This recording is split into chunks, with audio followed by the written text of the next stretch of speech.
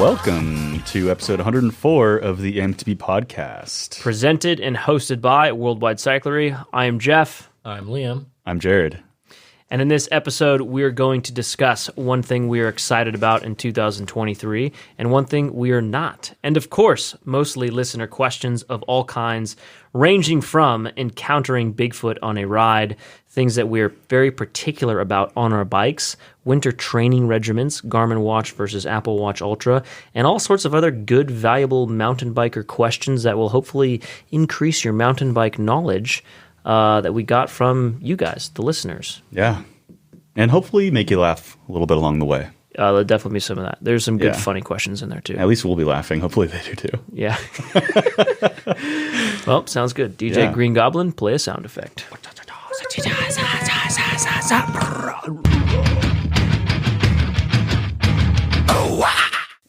Yeah. Ready? Yeah, gosh. Well, we're doing a little update first.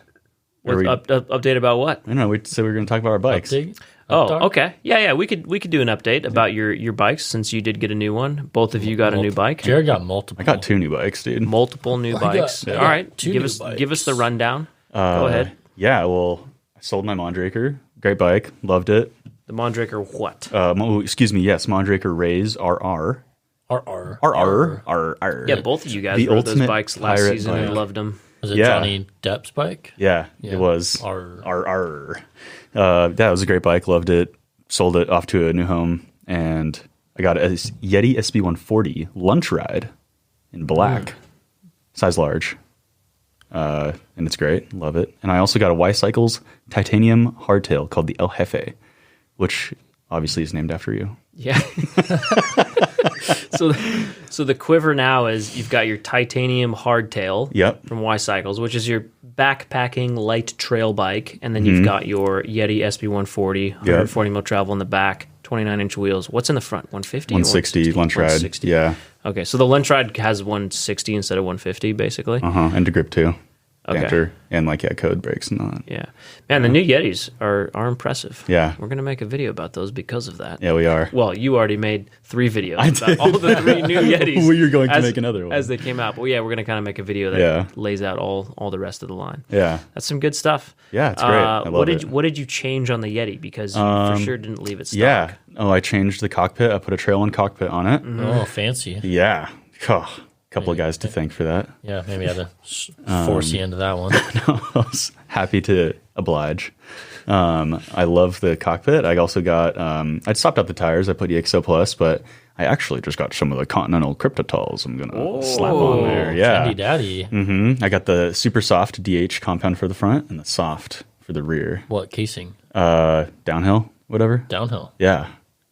What's the stock situation on those Continental tires? Do They're have solid. them? We have some. Yeah, Yeah. we got There's them. not like Okay, a ton cool. at KBP, but there's some. But yeah, we have a few in stock as well, and then Q, and yeah. Yeah. Just once season rolls around, should I'll make put sure those we're on, real stocked up. Yeah. On that Banshee that we're building. I yeah. actually have a special set rolling in for just you, Jeffrey. Nice. Yeah, trail casing with super soft rubber that's not out yet, but it will be soon. Whoa. But I'm getting some for you. And- because Jeff I'm loves talking the about. super soft rubber. And, well, I sent you that picture earlier today of the fork that just got built for you. Oh yeah. Oh yeah, how did this transpire again? We were talking about super Instagram. expensive. Homie was listening to crazy- the podcast. Keep it secret though. Keep it secret. Yeah. Well, I don't want to not keep it that secret. secret. I'm excited. Well, yeah. So the guy from from Europe. Intend was listening to the podcast, and he Yeah, was Intend just like, suspension. and just like screenshot and DM'd was like, casually listening to your podcast here at 5 a.m. And I was like, dude, that's so awesome. Like, Yeah. I love that you're tuning in. And then I forgot how it transpired, but basically he said like, would love to partner with you guys, and I was like, well, we'd love to. Yeah, I was like, can we test do one the same? of those? And then, so I was like, well, here's the bike that we're building for Jeff, and here's the specs, like. And then he's like, well, what do you want? And I was like, well, yeah. Man, dude, that is So- such a nice. And you have some Ford. fresh Yeah. bird wheels for it already. Yeah. Oh my gosh. The bike is going to be so decked out. That is going to be good. gonna be That's so going to be a sick. good summertime gonna be a bike. head We turner. we just got to make sure we don't end up going down the rabbit hole of these obscenely nice, rare boutique European mountain bike parts because That is a rabbit hole. I don't see what's wrong with that is a rabbit. Not only you is it a say rabbit surface hole, level. but it is a going into debt hole. It's like, that stuff is so nice. Dude, I mean, that bike is going to be so I thought you sick. said we made it now. Yeah. Yeah, we did. made it, guys. We made it. We made it. Yeah. $20,000 bike, dude. It's cool. Yeah, and it's alloy. Yeah, it is going to be an alloy bike. Yeah. That's true. I'm excited to ride that think Banshee. it's I gonna haven't be had a full suspension savage. Banshee since 2014 when I built Wow. that black one. No, that wasn't 14. That was 17. 17? I started here in 16. They're all blurring together these days. Those damn bikes. Yeah, well, that's cool. We'll definitely mention Yeah. on the podcast when any of us build a new bike. Speaking Yeah. of which, those are Jared's 2 new rigs. Liam, you also got a new Yeah. rig. Yeah. A Liam got a new dust-colored bike. SB120. Yeti SB120. Yeah, I sold off everything end of the season. Revel Ranger, my Monvicker Rays, my big bike I sold a while ago. So yeah, and then I just built up one Yeti SB120. Pretty much changed everything on it. Trail 1 cockpit, Magura brakes, made the Fox 34 have 140 mil travel. Stock's 130 on Stock's that bike. 130, yeah, so bumped it up 10 mil in the front. Going back, I got 5 def cranks and chainring, time pedals, wolf tooth dropper post, bird wheels, they're Hawk 30 wheels with bird spokes, and Maxxis Forecaster tires. Nice. Yeah, Forecasters front and rear. Forecaster The new front one. and rear, the Wow. new one. 2.4. Wow. Yeah, I want something a little faster, but not quite like Recon sketchy, but not quite like ASCII or DHR rolling speed. So I think it's a good middle ground. So you have Everything I works- got to try that new Forecaster. Yeah, everything works Yeah. really good right now does because look good. we have really good dirt. So we'll see Yeah. when it gets sketchy. But I did ride it when it was sketchy, and it was pretty good. nice. So I just want a 3C version. Mine are dual compound right now. The 3C is yet to come into stock, but I think Nice. that would be money. That would be. Yeah, for you listeners, please email and or comment if you're watching this on YouTube. Let us know if you want any more, I don't know, tire podcasts. Yeah, a whole podcast dedicated to tires. We've made Deep so dive. many. We have made countless videos about tires over the years, big time. The only thing And we never articles. really, and articles, yeah, absolutely, that we've written. The only thing we haven't really dove into super deeply is casings, I think, casings and compounds, Yeah. because, man, is it just like, It's a mess. it's Yeah. a mess. Well, it just It's- varies it's so much brand to complicated. It's brand. mind numbing. It varies Yeah. brand to brand. Yeah, I don't know. So Yeah. if you're really interested, please hit us up at podcast@worldwidecyclery.com or drop a comment on YouTube and Yeah. we'll consider it if you're that consider curious it. about compounds and whatnot Yeah. and preferences. Yeah, that's cool. That your Yeti looks super good. That thing, I like that Yeah. color. Yeah, that dusty yeah. color. Yeti nailed the colors on those new. Yeah, Yeah, they Yetis. did. everyone's literally commented on the color, how sick it is, and Yeah. it is, and like even like hides dirt well and looks good. It's like that, almost like that Army Hummer kind of color. Yeah, it does kind of look the desert color. Yeah. yeah, that looks nice. Yep. Stoked on it. Very, very nice. Very nice. All right. Well, Whoa. we should jump into one thing we are excited about in 2023 and one thing we are not. I'll go ahead and start. One thing I'm excited about is the Whistler trip. Ooh, yeah. We're all Yeah. three of us are going to Whistler with a Chasing Epic trip. We're going to ride trail bikes and enduro, well, in trails on enduro bikes. What would you call We're going this? to ride enduros on We're going to ride trail- enduros on trails.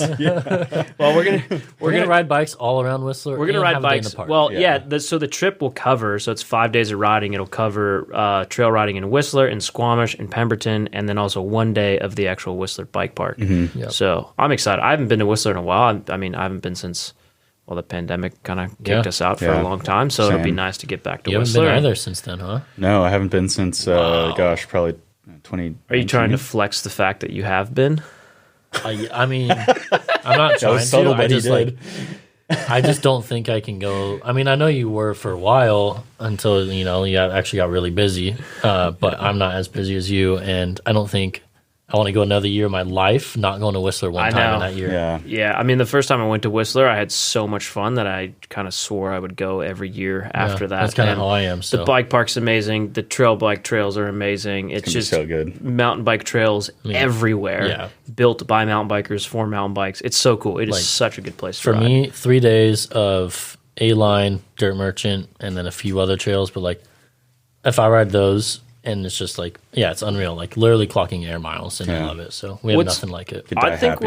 what's so cool about Whistler that I always, when people ask me, "Oh, what's your favorite place to ride mountain bikes?" and I always say Whistler, it's because, okay, so let's exclude the bike park for a second. There's just normal trails, enduro trails, trail bike trails, XC trails everywhere that have just beautiful views that are so well built. Then you go to the bike park. The bike park is designed to where anyone will have an amazing day. So if you're a total beginner or you are literally the best downhill racer or free rider in the entire world, you will also have something, and anywhere in between. And the trails are classified as either flow and then the various different sort of, novice, intermediate, expert, whatever. It's like the Green, ski run. blue, black, Green, red, blue, black, double red. black, triple black, whatever. Exactly. Yeah. And so they're either flow or tech. So you could ride like, I don't really like jumping, and I'm a novice. So it's like, okay, cool. So ride blue square, tech trails.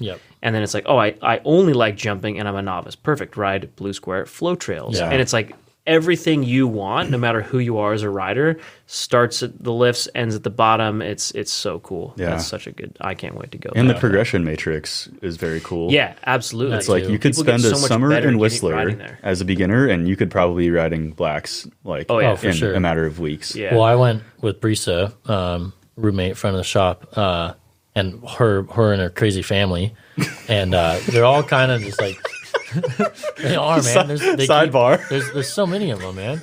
But there's like 8 of them. But 2 brothers and 2 sisters came, and the brothers are solid riders, but the sisters have only been riding mountain bikes for like a year. And by the end of the week, the weekend, riding 3 days, they're like pretty much riding like some mellow blacks, and like doing really good. And then same like what you're saying, I was like, we would have party trains down some of the blue trails, and like every level was having fun in this party train.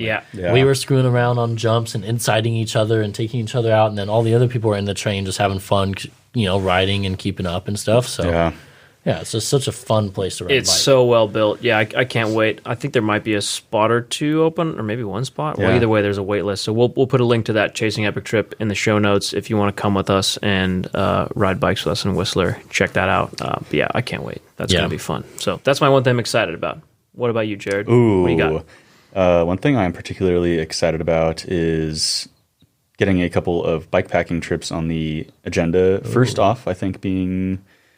I don't know. I want to do that trip with Trevor, the Tour de los Padres, which would be pretty cool, just like a local trip. And then I really want to do the Tahoe Rim Trail.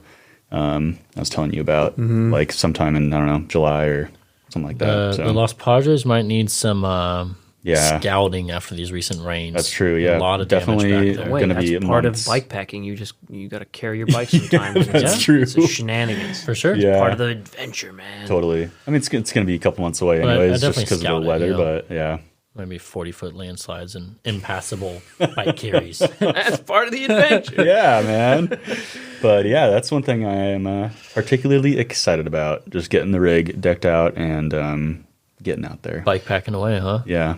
Yep. Yeah, it is funny how all of us just constantly ride sort of traditional mountain bikes, but then like we do a little bit of e-bikes, a little bit of bike packing, a little bit of gravel bikes, a little bit of bike park jumps all day. Yeah.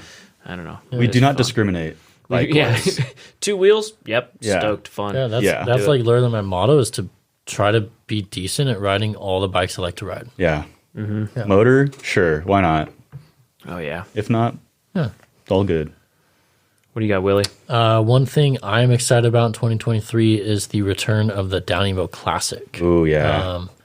My favorite mountain bike race, my favorite mountain bike weekend. It's a good time, and they put it off since COVID. And now it's back this year. They moved it up a few weeks in the calendar. So, I'm stoked for it. Nice. Sierra Buttes Trail Organization runs that whole thing, right? Sierra Buttes Trail something. Alliance? I don't know the exact abbreviation, but they put it all on. I've donated enough money, I should know, but I know. I know. Got those sweet socks. Oh, yeah, that's right. Yeah. And lost and we found. Signed up for that one race that they put on and then they canceled. Yeah, that was COVID. 2020, right? Yeah. Probably, yeah. Yeah. That was COVID, yeah. Same thing with Downeyville. I signed up and they canceled. So You get socks for that too? No? Pretty much every time those guys have put out a bike raffle or donation request, I always just hit them. Yeah, they're awesome. I appreciate them. They They maintain such good trails. hundreds and hundreds of miles of trail. Yeah, that's right. And I don't know, Downeyville's just such a cool city, and it's like magical. It's always a good time, so I'm super stoked for that. And my SB120, pretty much like build, since I started doing Downeyville, I build like my daily bike as if it's the Downeyville specific bike. Nice. It's perfect for that. SB120 is going to be perfect and going to have a good time and camp and jump in the river and ride bikes. Nice. Yeah, that's a good event to go to. Well, what are we not excited about in 2023? That's a really tough question. It wasn't that tough for me, mostly because I'm an economics and business nerd, and yeah, I mean for me, I think that the bike industry, I don't think it did. It genuinely benefited dramatically from the pandemic in a way that during the pandemic, people rode bikes more, people got into the sport more. Our business went through the roof. It was great. A lot of people in the industry, brands and retailers, all very much so over forecasted, and now there's kind of too much inventory in the industry at large, and the consumer demand has kind of plummeted back down to 2019, 2018 levels. I think it's going to be a challenging year business-wise for us, and probably basically every industry that really benefited from the pandemic, which was a significant amount of them. Obviously, you had ones like the bike industry and outdoor furniture. Outdoor in general, right? Yeah, outdoor, almost everything benefited. And then, things like travel and airlines did the opposite, and they're coming back now. So it's a roller coaster ride in different directions for people. And the bike industry went straight up, and now it's going straight back down. Airlines, for example, went straight down. Now they're going straight back up. I think it's going to be a really challenging year for our business, and we're going to have to adjust and pivot and operate a lot more lean, and it's just going to be challenging. And I'll probably end up having to make decisions as a business owner that are not that fun. So yeah, I'm not that excited about that. So not to kill the vibes. Yeah, that's a good answer. But it's just, that's kind of a depressing and good answer. Sorry. Bummer vibes. Yeah, dude. Bummer vibes, bro. Bummed me out. Sorry, dude. man. Well, my answer isn't quite as big picture as that. That's all right. I was mainly thinking about this race that I'm going to have with Zach, and that I have to train for it. Oh, really? Yeah. That's a downside. I don't know. I couldn't really think of hyped up. anything else. Well, that's the thing. We talked about the other day. It's if I have time to do that, I'd 10 out of 10 times go rather take my bike and go for a ride. So it's choosing running over riding. That's the hard part. Sometimes that's what you got to do to reach a goal, though. So so this is the sub 6 mile bet, right? Yeah. Yeah. So this kind of came about because there's been some pretty fun, healthy competitions in the shop recently, and I remember we were just kind of shooting the shit, and that's how this one came up. But we were talking about running, and then Zach was going to run a half marathon, which is a big thing for him in February, and then somehow I pinholed you guys into whoever could run, the first person to run a mile in under 6 minutes would get a $300 Airbnb gift card. Maybe 500. Oh, yeah, that's true. well, I'm probably going to bump it up to 500 because already we're halfway through January, and I'm concerned that no one's going to do this. Why don't you Neither of you are going to do it. Why don't you weren't you going to make a March benchmark? End of March, 500, and the June's 300? Well, I was going to, that's a good idea. That is a good idea. How about that? I think this whole thing came to be because Zach would bet that I couldn't do it in under 7. Yeah. And I was like, oh, I can and I will. Yeah. Even I did. It was slightly downhill. Not that big a deal. It was pretty much flat. Jared ran a mile. Don't even know if a ball would roll down that hill. It's that flat. It was 200 feet of elevation loss. No, it was 60 or 80. Okay. 200, that's steep. 80 feet of descent. So imagine Debatable. A human body falling out of an 80-foot window, that amount of energy you got for free. Yeah, but over the course of a whole mile. But so basically, I got off the couch, literally got off the couch basically, and just busted it out because I was I actually did it before I went to work. I was I'm not even showing up to work today unless I do this right now. So I did it because it was I had to do it over the weekend. But anyways, that's the whole backstory of that bet. Yeah, it's weighing on you, man. Yeah. The competition. Maybe that's why I've been having a hard time sleeping, because I have to just bust out that 6 minute mile. Not 6 minutes, 5:59 at least. Oh, yeah. Sub 6. Sub 6. No elevation, up or down. Oh, you can go up, but you can't go down. Oh, God. All right. Liam, what are you not excited about? Another year with you two. Oh, no. That's so sweet. Honestly, I don't know, man. I don't have that much. I guess just, navigating this year in the industry. The tumultuous waters of the bike industry. And just, having to make some choices and stuff. I don't know. The tumultuous bikes of the water industry. It's going to be tough.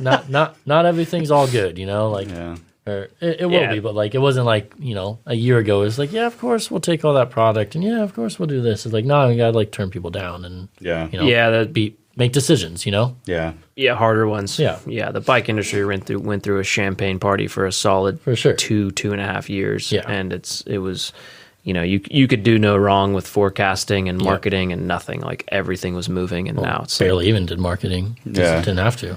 yeah, it didn't have anything. Yeah. But yeah, I guess that's it. I don't know. Mentality change. A lot more, I'm way more positive, and I've got a lot of cool things going on this year. So Yeah.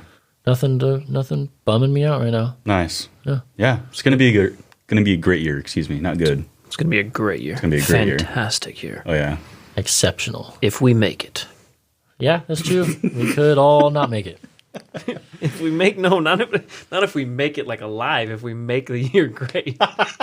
Oh, well, You were gonna say we're all gonna die I'm too. Oh, I It's like, feel like well, if we make the year That's great. pretty like ominous, man. But you don't like, know, you're though. right. Like, I feel like we we could make all the- die. Yeah, like you never never know, know. but I mean, geez, man. I think that's Shocker, people die often. That's true. Jeez. Well, speaking of dying, I don't know. Is there anything else you guys wanted to discuss before we jump into this question? Because it kind of has something to do with About the it. not excited. No. No. We did No, it. We, I'm Sick. excited. we did all the excited and all the not exciteds. Cool. So Well, questions abound. Listener questions. I'm Let's just go. super stoked for this question because it's really good, and I have a read good it. answer. Read it off. I know you All like right. it. Picture the scene. You are on a ride and encounter Bigfoot. Assuming you are armed with a gun to protect you against bears and whatnot, and have no camera or phone to take photos, would you shoot Bigfoot to show people he truly exists and have your legacy be the guy who shot Bigfoot, or do you let Bigfoot go and have nobody believe you that you saw him? That is That's a such a good question. really good question. That's such a good question. I feel like that's just a question or something. An A question? Like, No. tier? I feel like people ask that all the time. yeah. it could be. I think the guy said he heard it from somewhere, but he thought that we should Yeah. answer it. Yeah. Yeah, Well, you guys go first because I got the okay. best answer for last. Well, I wouldn't shoot Bigfoot because, I don't know, homie didn't do anything wrong. Well, that wasn't specified.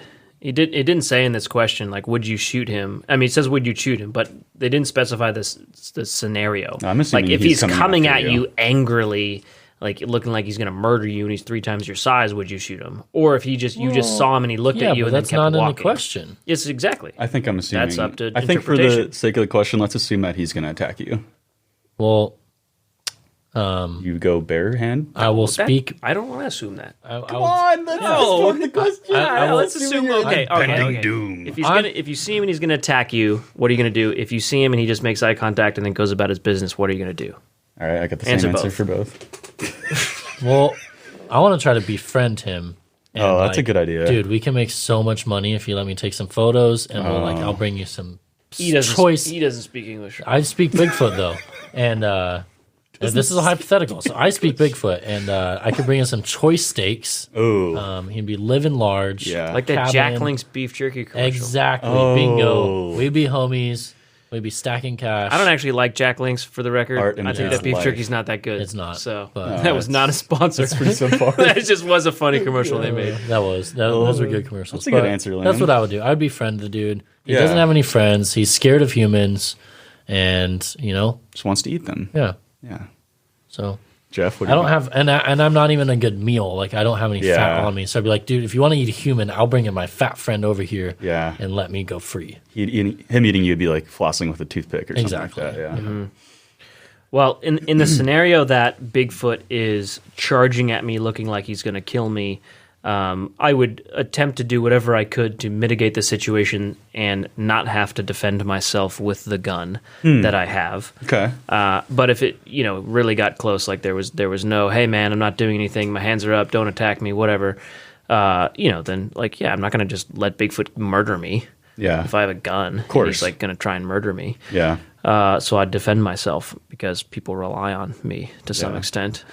If he just looks at me, then I would try to communicate with him. I would say hello. I would try and talk to him. Yeah. And then if he was like any other animal, he'd probably just look at me, look away, and then go about his life. And then I'd be like, oh well, all right. I'm just gonna I'm not gonna shoot Bigfoot just to say like I'm the guy who found Bigfoot and Yeah. shot Bigfoot. No, Yeah. no chance. No chance. I'm gonna do that. Not in a sport hunt. All right. No. Well, So saddle up for this answer. Okay. So Bigfoot's attacking me. I shoot him in the kneecap in a non-lethal way, and then that way I can, pretty much like signal for help or get some other people to see that Bigfoot's real, and then he's still alive, and then we can nurse him back to health, and then we have this specimen that the world can feast their eyes on. You know what? See, the problem is you're the one who runs Instagram, asks these questions. You had like 6 more hours to think about this question. I was just going to say, Jared had this question hours before we even saw this question. You have this all figured out. I didn't think of that. That's jealous. A great idea. That's a good answer. If he's attacking you, go for the knees. Like, I don't know. Okay, I'm not a trained police officer. I don't know this kind of shit. If Bigfoot's real and he's in the woods, he's with grizzlies and whatnot. Yeah. You think shooting the dude in the knee is going to do anything? Oh, yeah. No. He'll fall down at least. You see a grizzly bear get shot in then the knee? shoot him in both knees. I don't know. Yeah, Start blasting the legs. Grizzlies don't even stop In the when you shoot femur, him. maybe. Well, all right. And then in the other scenario where he's docile and not intimidating, I would see if he'd be down to ride my bike and hit the gap trail. That one I just came up. We got to move on. From All right, this. We got to move on from this question. Wait, but before we do, we have to make a message from the sponsors. Oh yeah, of course. Yeah, the message from the sponsors. And now a word from our sponsors. Hey guys, Jeff again. Just a quick note about our new Kettle Folly hoodie. It's a new hoodie that we dropped recently. It is AI-infused artificial intelligence. We've basically baked ChatGPT into it. The zipper, when you move it up and down, the energy created can mine Bitcoin. It's pretty amazing. The whole thing, of course, works on Bluetooth 7.0, and it goes to an app that tells you exactly how many times you wore it, how long you wore it for, how many times you zipped the zipper up and down, and it is available on ftx.com. Thank you very much. And now, back to the show. We are back. We're back. Sorry Back, if it was a little too baby. humorous, the first part of the episode here. Apologize. Oh, I don't know. Yeah. Gosh. I'll apologize. Whatever. You be unapologetic self. You do you, boo-boo. Yeah. We're going to get into some actual mountain bike questions now. From you guys. Yeah, no more Bigfoot questions. We are sorry about that. Yeah. Best gym or weightlifting workouts to improve bike riding and downhill performance. So Funny you ask. yeah, it is funny. It is funny. I ask. Funny you ask. Well, let me tell you my my deal. I try to do a lot of push-ups all the time. Trying to do at least minimum 40 per day. I think that's just a good thing to set reminders in your phone and then take those reminders off and actually get them done, especially if you're a desk jockey, meaning you work at a desk all day like we pretty much do most days. And I trail run. I think I think trail running is a total, like, unbelievably good secret to having good endurance on a mountain bike, because it's just frankly way harder, and you get used to that sort of aerobic capacity and leg strength, and it's a really good one For sure. So I like that one, and we'll tell you the actual. What should we call this one? I would call it like a mountain bike.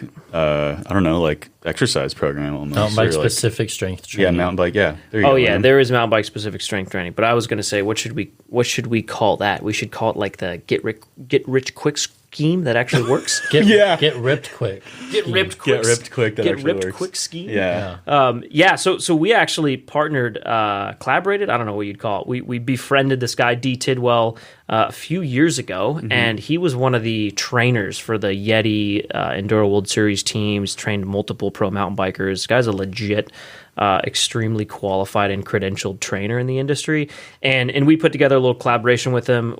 He has a $75 program, normally $100. It's 6 months long. It's all dialed in. You can watch videos, and he like runs you through all these different things about mobility and strength training and all this different stuff for essentially getting fit for the season. Nutrition, nutrition's in there too. So like from a true professional mountain bike coach for $75. It's pretty cool. Yeah, that's a dialed in setup. So that's like that's your actual unlock. Like if you actually want to know, whoever asked that question, the actual answer is that. Yeah. Not just certain random things we do at certain times. Yeah. But yeah, Liam, you went through that program and enjoyed it and did a bunch of that stuff, and you still use a ton of the things I guess you learned from that, exercises and whatnot. Yeah, I did his whole program a couple of years ago, and it was good. It's really structured too, which I think a lot of people need. Yeah. To stay on it and like actually see gains, right? You need to be like really structured. So, and then now I kind of do my own strength training stuff, but with a lot of moves and advice that I got from his program. So Nice. Yeah, it's pretty amazing. I mean, the amount of content that guy has taken the time to sort of put together and document in a structured, proper way for $75 is incredible. yeah, there's a video on yeah. every single move that you do. Wow. There's like a sub that's video super on convenient. every single move that you do, which is insane. Like, That's cool. because some workouts, is a circuit of four different moves, and you do like 3 or 4 different circuits, and there's a video of all 20 moves that you're doing that day. Wow. Yeah. Yeah, that's what you'd expect out of a professional mountain For bike sure. coach that trains pro mountain bikers. So It's pretty rad. what do you do, Jared? Gosh, ride my bike a lot, and then I do push-ups also with the gang. We Yeah, have our, that's we have true. our push-up call-outs. Yeah, we do. It's- we do 60 to 100 a day at the Yeah. shop. Typically, our goal is 100, but Yeah. I've been getting 100 every we day. slack, but Pretty legit. and then we just put back up a pull-up bar. Yeah, after the years climbing of not pull-up having thing one. is back up Yeah, in the back. yeah, the little rock climbing pull-up bar, which finger grip because if thing. you do that many push-ups, you have to do some pull exercises. Yeah, So true. yeah, push and pull. Yeah, it's kind of different for everyone if you're really serious about it. Or, I mean, it depends on where you live, too, right? Like, we obviously Yeah. spend most of our time in Southern California, and we can ride year-round. Yep. Yeah. Not everyone can do that, and it might make a lot more sense for them to be doing sort of in-gym or at-home workouts that Yeah. are still specifically engineered for mountain biking strength come spring and summertime. Yeah. Yeah. I guess I ride my road bike. Like I rode my road bike today and Yep. gravel bike and trying to swim a little more. I swam the other day, which is pretty I try great. to Yeah. I try to do what we've called LSD when I was like training is long sustained distance. So I try to do more of that in the winter. It's like big rides, 4+ hour rides where you're just constantly spinning and bike movement. I do strength workouts. And I try to do like slower strength stuff, and then come to like riding season, I like pick up the intensity and do faster movements, and then shorter, faster rides. I've done that cycle for like a decade now. So Nice. That'll do it. Nice. Could you do that in the metaverse, though? Whoa. yeah, I have a call with Zuckerberg tomorrow actually, and we're gonna go Figure that through one my out. my winter and summer programs. Wow.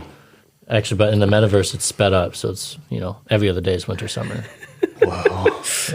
That's pretty cool. If you are serious about it and you want to check out D. Tidwell's program, link in the show notes. You can also go to the Worldwide Cyclery site and just type in the search bar Tidwell, Tidwell.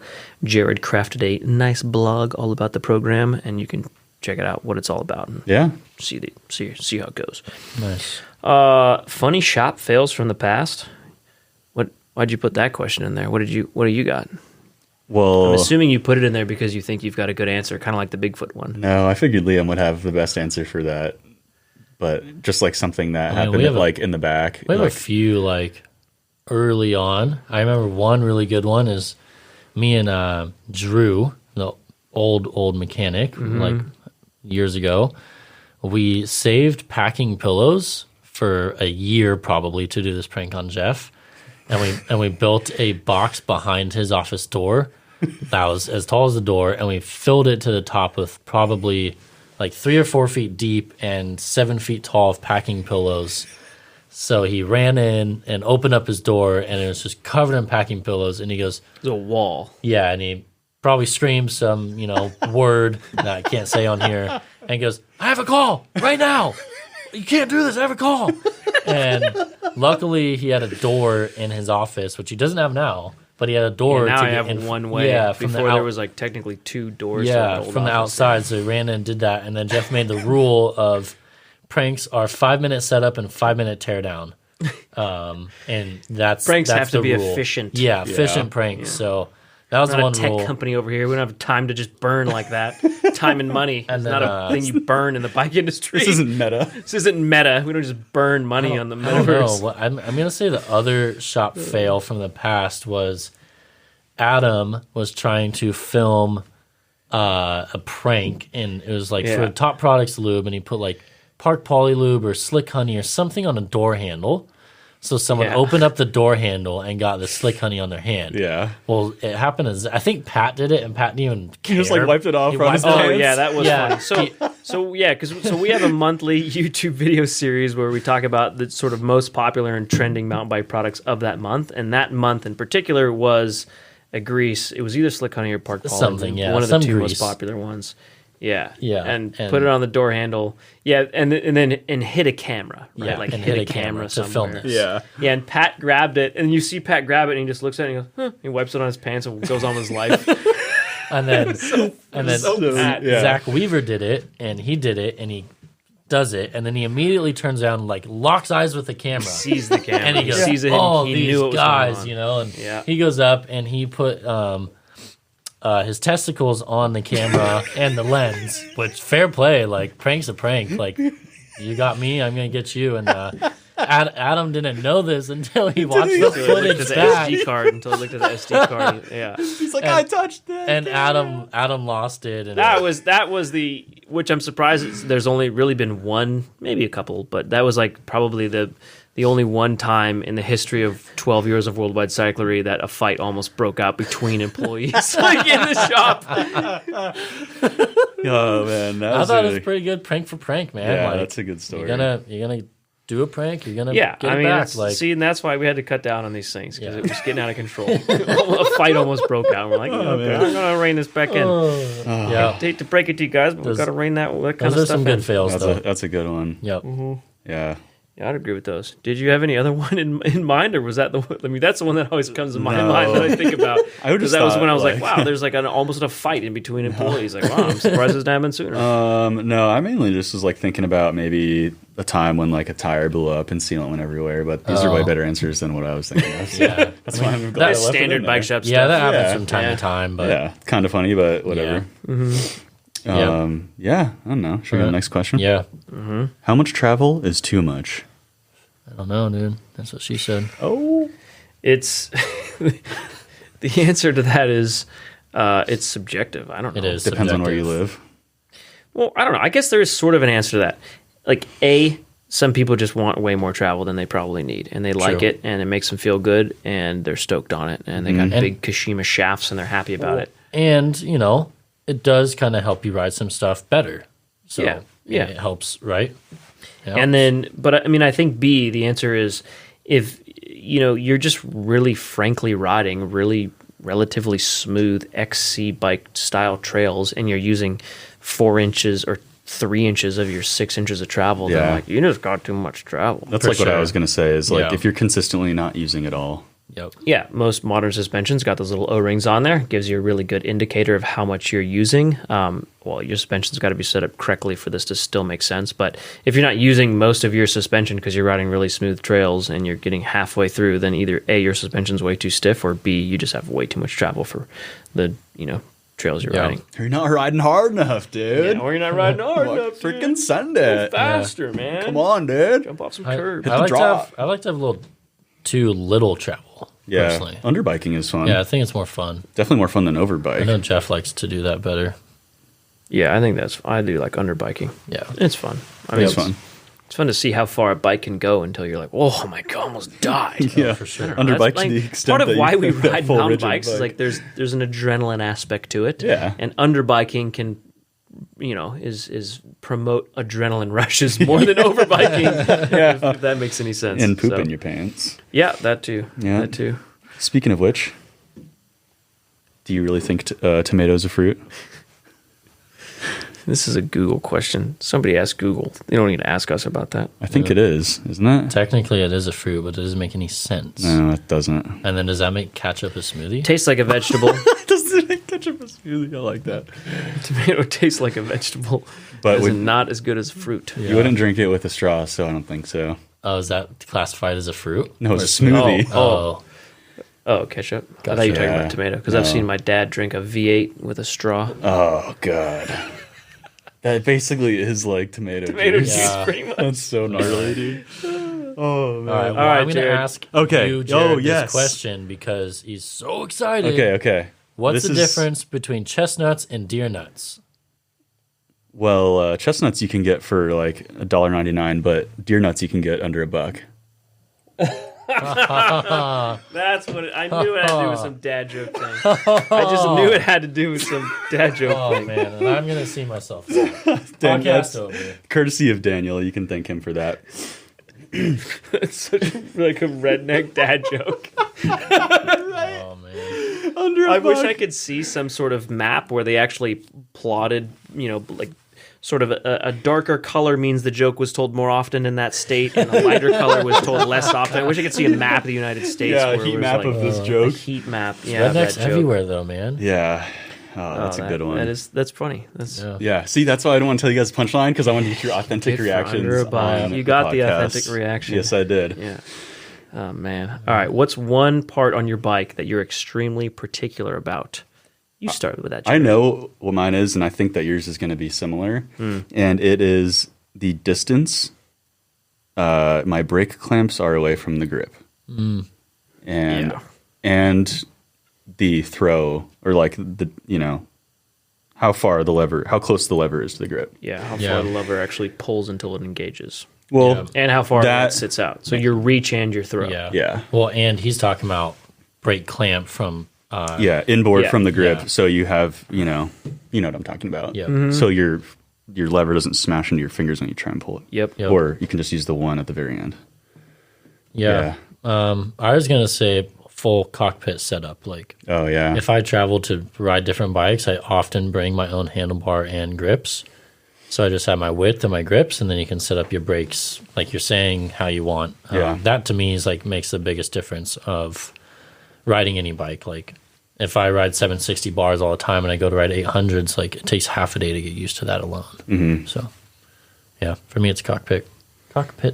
Are you having a hard time just picking one thing? Because the whole bike. My answer is everything.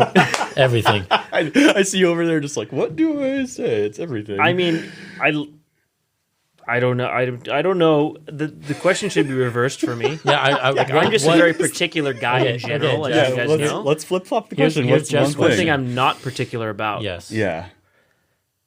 Your rear tire. I don't want a heavy rear tire. It's true. You know, like I can't think of a thing that I'm not particular about. What's one thing that you are the least particular about? Like, if somebody gives you a bike and says, like, you can either change your clamps, check your tire pressure, or set up your suspension, like, what's the last thing that you would do? I think maybe the thing I'm least particular about would be the saddle. Like, I'm not that. Okay. Like, I definitely prefer, like, I like the WTB Silverado saddle. I like the way it looks, mostly. Like, I pick saddles on aesthetic because I just never have really had. I know, it's hilarious. Laugh away. I don't have problems. Like, I don't have sore butt or saddle sores. I don't have problems there. So I pick saddles on aesthetics. And if I hop on another bike and it has a different saddle, I just don't really care that much. Cheeks know, of I know. steel. I've dealt with these ridiculous statements for long enough. I know what they are. Oh, that saddle's too tall. Between the top and the rails, I can see through it. Yeah, it's ugly. No. It's ugly. I don't like it. Hey, in my defense, No, you're not. You're not. I made a whole YouTube video about extensively going into MTB saddles and why it's important for some people to care a lot about them based off of the amount of time they spend in the saddle, whether individual, like in one sitting or all week long, and why it's not as relevant for people who don't ride, all that often. Yeah. That was a good video.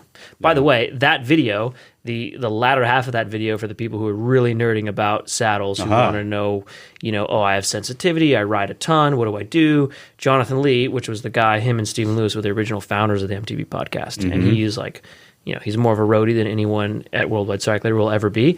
And he talked a lot about saddle stuff that was really important and useful. So if you really are concerned about saddles, that's a good video to watch. Yeah, he did definitely offer a lot. But that's of good what I'm info. the least particular about. Everything else, I mean, a seat post clamp, but I was thinking seat post But clamp. you still are. You made me swap them on every Yeah. single bike. That's what I'm saying. Like, I was thinking about seat post clamp, but then I just imagined in my head my current bike with a seat post clamp that I thought was ugly, and I was like, You know what? I just can't stand You know what it. I'm gonna say? Probably headset. You are still particular, but you don't you're right. care that much. You just want a quality one. You don't care if it's King Yeah. Creek or another brand or. That is true. All right. That's a good one. Well, let's rephrase this, because now we're getting into the weeds. I was thinking as like, you get a demo bike, you're like, you're traveling, you got to Whistler, you got a rental, a demo, whatever it is, like, and you like get to change only a couple things. yeah. He doesn't do demo bikes. That's I fly true. with his bike. And Yeah. set it up for him. You do. But if I had to, I've ridden demo bikes. Even when I travel to our store in Pennsylvania, and I'm not going to take a bike for me. I go out there for a week, to hang out with the crew, and ride bikes and stuff. And I ride our demo bikes we have there. I'll grab last time I was there, I grabbed a Yeti SB130. And yeah, first things first, I got the saddle height correct. I put my own pedals on it, and I got the cockpit and suspension dialed in. And then I just left everything else because, like, for the most part, Yeti made all the good decisions. Yeah. Yeah. So Okay. So the answer for you is 0. There are no things that There's you're not nothing. particular. There's nothing. Okay. All right. Well, we already knew that kind of. This is why you are who you are. Yeah. pros and cons. man. All right, Yeah. boys. Let's move on. It's all good. Moving on. What's the best dog name? I really like dog names that are human names, like Yeah. Steve. Steve, get over here. Yeah, Alan. Yeah, yeah. Just like That's not Alan. That's Al. Oh, Yeah. Steve. Yeah, that was funny. just yeah. Human names for dogs is great. I love it. I like that. Yeah. I like a dog that has like a. I mean, I wouldn't do this, but like a bike or a beer name, like Sprocket or like Barley. I could 100% see you doing this. dude. I said I wouldn't do that, I could but 100% see you doing appreciate that, the though. people with the balls to do that. Axel. Oh, Axel. That's a name for like your kid who has a mohawk. Or you probably name your kid after your favorite hop. Axel, get over here. Citra, get over here. No, I would. Yeah, a dog would be Citra. Yeah. And Citra would be like a girl husky or something. Or Oh like my gosh. German Shepherd, Citra. It's a cute girl name for a dog. Citra. Yeah. Yeah. Maybe on it. Stout. That's a good dog name. Stout. That's a little too broad. Maybe That was a Porter. French bulldog. Imperial Stout. Stout. That is actually Get over here, double IPA. that would actually be funny. That'd be so dumb. I like dog names and just dogs in general that are funny. Yeah. So like dogs that to me I look at and I kind of chuckle. Yeah. Pugs, wiener dogs, French bulldogs. Like you can't not look at those Corgi. dogs and just like corgis a little bit, yeah, and just like laugh. Yeah. It's funny. They're so cute and they're funny. They're funny. Yeah. Yeah. I like Steve or like a human name for a Yeah. dog. That's good too. Yeah. All right, let's pin to this next question that's mountain bike related. Yeah. Sweet. Favorite bike tool? Wow. It's like naming your favorite children. That's Like, really I hard. don't have any children, but like I If you assume had it's 6 kids, it's a this sin. question is to tell you which yeah, one, which it's one is the it's best. a sin. Yeah, to like be like, what's your favorite? All right. I think I know what it is. I think I would say the Wheels Manufacturing bottom bracket tools. That is, those things are nice. This is really It nice. looks like Really nice. those things look like jewelry. Yeah. Or are. like any Abbey Yeah. tool. Abby too. Also Yeah. looks like Those jewelry. are all sick. I have an Abbey cassette tool that's like a piece of jewelry. Yeah. I've got a lot of tools. But I would probably say I go with the basics. My favorite tool is a very good set of hex wrenches that just like butter tips, like super sharp, and just don't, they just lock in the bolts. Like the Wera Hex Wera, Plus. yeah, Wera's are amazing. Or even those Park Tool T-handle The ones. new yeah, Park those Tool are T so handles rad. are great. Yeah, and then like if I'm gonna go down the weeds, I got 2 Nitpex. This isn't technically even a bike tool, but the Nitpex Pliers or pliers, like channel lock, right? Or kind of not quite channel locks. I don't know exactly what they are, but it's basically like an adjustable wrench, but it's precise, and yeah, I use them for everything. I use them to press in hardware. I use them to, press in bearings or just hold something while I'm grinding it. Like those things are amazing. Like they're expensive. They're like, $50 to $80 pliers, but like they're so worth it. yeah. And then the Abbey Decade chain tools, just buttery chain tool, just like feels so good. Just precision. Yeah. Jeff? Whatever tools I like. I don't know. If I'm being honest, I spent a lot of my life working on bikes, and then as Worldwide Cyclery grew and we hired extremely talented mechanics, I just don't work on bikes anymore. That's don't know. It's that's not the a best use of my time. shoe-in answer. Oh, I know. Your analog suspension pump that we've saved throughout the years. Oh yeah, that's right. Specifically because of you only, where the rest of us, we're modern. Which you're a tech guy. I don't know why you don't. I still just don't trust the digital shock pumps. Yeah, I am a massive tech nerd. Wait till we get to this Apple Watch, Garmin Watch question. Okay, we're just gonna sit back and let you do that. Yeah. But I don't know. I still like the analog shock. So that's your favorite funny. tool. I would not have pegged you for an analog shock pump guy. Yeah, I used to have some label on it. That was pretty funny. I forgot what it said, but Jeff's pump. And it said something else after that. It did say old pump or dumb pump or I don't know what it was. Yeah, I don't know. I like an analog pump. I trust them more. Okay. Than the digital. So what makes you trust the calibration of the analog gauge versus the calibration of the digital one? They could both be off. Well, they could both be off, but I have some belief that the analog pump, because it's entirely in every way mechanical, it would be consistently inaccurate, right? So consistent inaccuracy is an important thing, whereas I think a digital pump, based off of the mechanism that is in there, it could be inconsistently inaccurate. I can see that. And for Jeff, he's been using the same pump for a decade, so if it's always inaccurate, it's always inaccurately it's accurate, always right? consistently inaccurate. Yeah. Whereas those digital pumps, I just don't know. I just don't know. Maybe if I learned more about the intricate details of the inside of those digital pumps, I would trust them more. But I still, for some reason, just prefer in my brain a analog, fully mechanical shock pump, and actually a floor pump too. I don't really like digital pressure gauges for tires either. Wow. We could really just do a whole deep dive on this. We could do a whole podcast on... You know, what's going to happen is some engineer is going to reach out and be like, I actually designed digital pumps, and here's why they're just as good, blah, blah, blah. But, another part of the reason, too... You're totally right, yeah. We're so down the weeds here. We are in the weeds. But another part of the reason, too, just real quick, is I don't know, I've lost it. All right. That's fine. Cool. So now to get For some reason, my brain has stopped thinking. Do we even want to ask this next question? Because this is another weeds. It's probably going to be the last one, but yeah. Before we ask that question, we got to hit this. Oh, yeah. We got to talk Plug about... Plug them. Oh, the podcast. Yeah. Yeah, for sure. Here comes Jared's voice.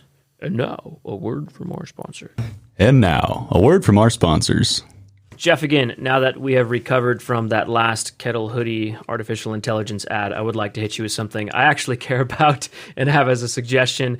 Just so you know, Worldwide Cyclery produces a really good email newsletter. We send them out quite often. We fill those newsletters with rider reviews, which is actual customers of ours who are buying mountain bike products and writing 2 to 3 paragraph, sort of quick and concise reviews about various different products. We always mention when we drop a new YouTube video, a new podcast, when we drop in-depth articles of review things that we've done, including a lot of the really extensive articles that Liam writes that are really good.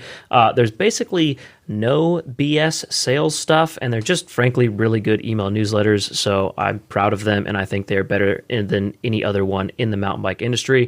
Hit our website. You might see a little pop-up of Jared in a shower with his bike. You can sign up there, or you can scroll all the way down to the footer, drop your email in there, hit sign up. I promise you there will be some good stuff that you will love as a fellow mountain biker. Thanks.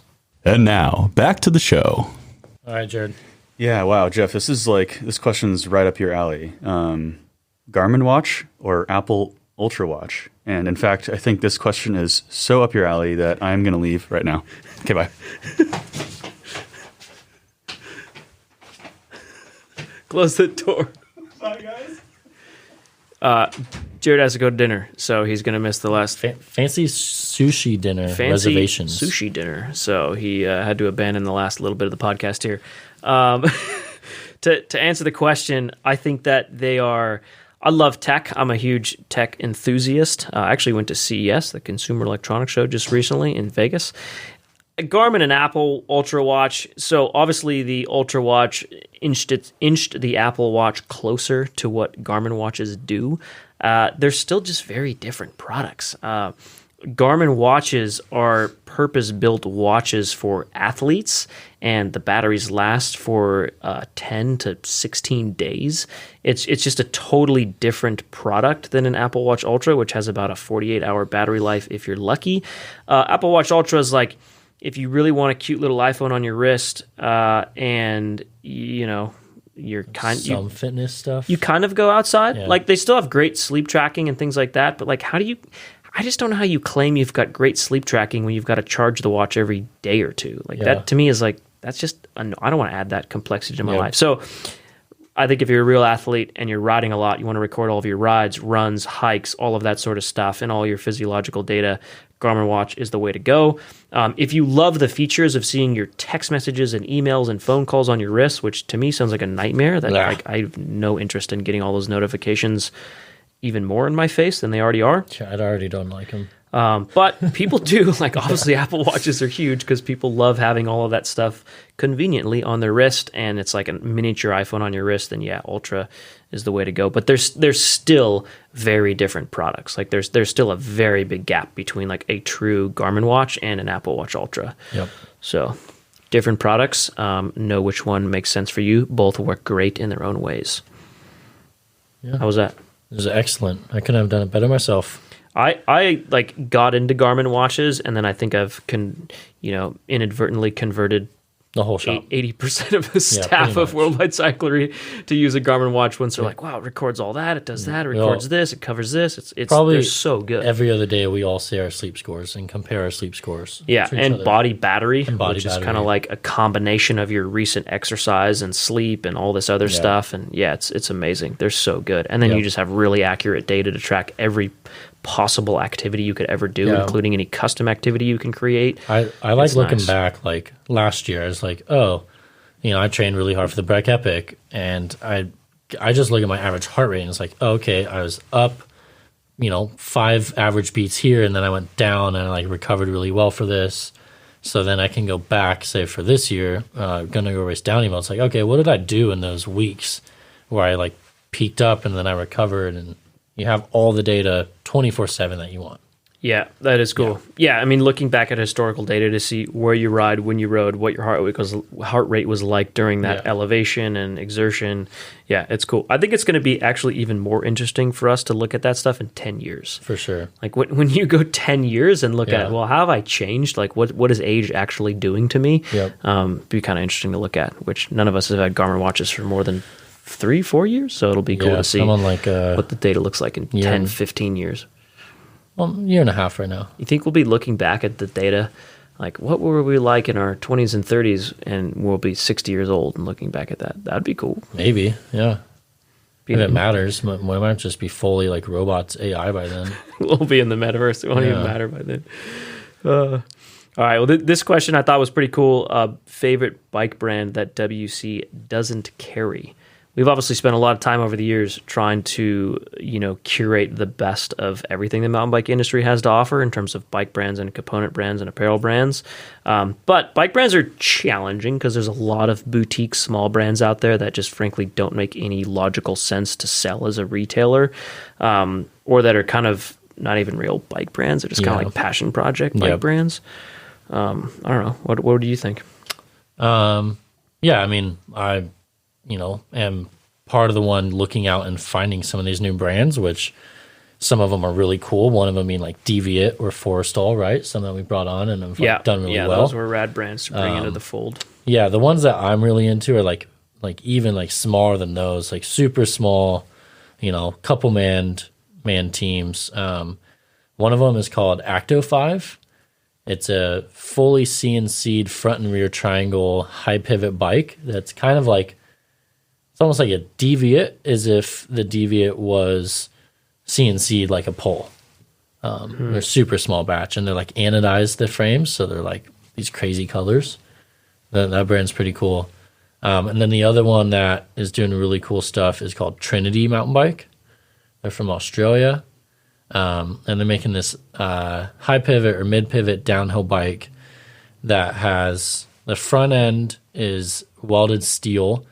And then basically the bottom bracket is the CNC'd plates that are interchangeable for a pinion gearbox, a normal crankset, and a drivetrain, or they're making their own gearbox, kind of like a new version of the Honda, what people thought the Honda gearbox was. So they're pretty cool, and he's the guy who does it is a total nerd. So, yeah. There's some... it just never ends. It does never If you end, want to get yeah. a big box brand that is boring and everyone has, and you can get it serviced everywhere, there's that. And there's everything in between, all the way to stuff like that. Yeah. That is cool. I like But that. I do think some of That's those rad. smaller brands push the envelope of what's possible. Yeah, they do. I mean, historically, the mountain bike industry, a lot of those smaller brands have been the ones that are generating the most innovation. Yeah. Which is pretty cool. Yeah. I mean, that answer for me, I don't know, man. I think, that is tough. I feel like for a little while there, my answer would have been YT, which is just a consumer direct brand. I think they've really kind of lost their way. Like they're just not making stuff that's that cool or interesting or innovative anymore. And but in the early days when their marketing was just so on point, so unique, so rad, that Christopher Walken's YT Jesse video was your favorite video. Yeah, that was. Time. I mean, that was the best mountain bike industry ad ever created in the world, in my opinion, at least right now. So I don't know. I really think for a few years there, YT was just absolutely rad, and then they became, I don't know, kind of mainstream, kind of bro-y, kind of just. I don't know. They lost their way a bit, but I don't know. That's you kind of like that from a branding perspective and the way they took on their brand in that sense. I did, yeah. I admired nerdy products. Correct. Yeah. I admired them more for their marketing and content creation and business strategy than I did necessarily their product. Yeah. Whereas now none of it's really inspiring. But for a while there, that was my answer when people were like, "Oh, if you could ride a bike that WC doesn't carry, what would it be?" I was like, I'd ride a YT. But now I don't think that's the answer. Going like kind of a big brand like that, I would say Common Sol. Yeah, their Common Sol is still pretty rad. They're hanging on to it. I think their media is probably the best in the game. Like the edits they put out are insane, and like some of my favorite, probably like my top 10 favorite edits, like Common Sol videos are probably 5 of those 10. Yeah. And they're alloy bikes, and they're pretty affordable. Like, yeah, you know, Jared, for everyone, he said his answer was Antidote bikes.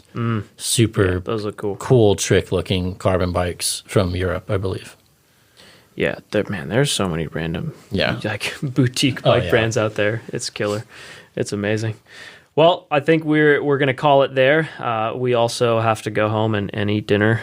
Not quite as early as Jared had to, but we gotta pull it off at some point.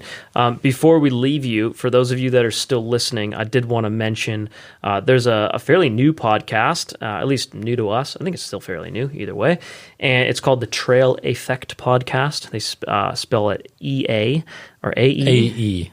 I spelled it. Is it EA? Oh yeah, it is I spelled EA it wrong. in the This URL. Effect is like Raceface does that same thing. Yeah. They have the effect pedals and it's spelled EA or AE. I don't know. But okay, so this podcast, the Trail Effect, it is actually, I spelled it wrong, but the URL is EA. Regardless, I'm sure you'll find it if you just spell effect either way, it'll pop up. But the Trail Effect podcast, we just discovered it recently. And as this guy Josh running it, he's an amazing dude, and he's basically interviewing all these various different people who build mountain bike trails or are leaders in their local community that's helping build mountain bike trails. And it's just all about trail building, glorifying trail building, and talking to the people who actually work on the trail building projects in any way, shape, or form. I really admire that. That's something that resonates with us. Obviously, that's a huge part of what Trail One does. And we discovered that podcast. And we're like, man, we got to get to know this guy. He's cool. So we'll have him on our podcast at some point, I'm sure. But if you're curious and want to learn more about building trails and trail networks, trail communities, community-led trail building, check out that Trail Effect podcast. Pretty cool. We'll put it in the show notes as well. And that's it. That's all. Thank you very much. If you've listened this far, thank you. We love you. We appreciate it. And we will talk to you guys later. Oh, we're going to do 2 podcasts a month now. That's the goal for 2023.